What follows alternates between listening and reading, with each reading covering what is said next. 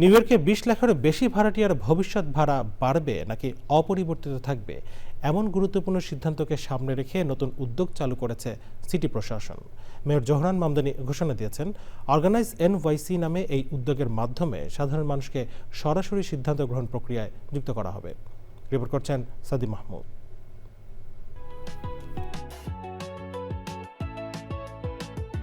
New York মেয়রের কার্যালয় এবং গণসম্পৃক্ততা দফতরের যৌথ উদ্যোগে শুরু হওয়া অর্গানাইজ এনওয়াইসি এর লক্ষ্য হল শাসন কার্যে নাগরিকদের সক্রিয় অংশগ্রহণ নিশ্চিত করা।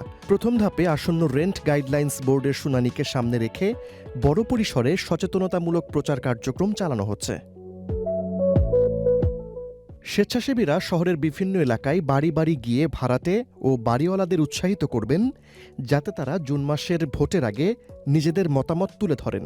এই ভোটের ফলাফলই নির্ধারণ করবে ভাড়া বাড়বে নাকি অপরিবর্তিত থাকবে। There are more New Yorkers to talk to in this city. And for everyone who wants to get involved but doesn't know where to start, we will teach you how.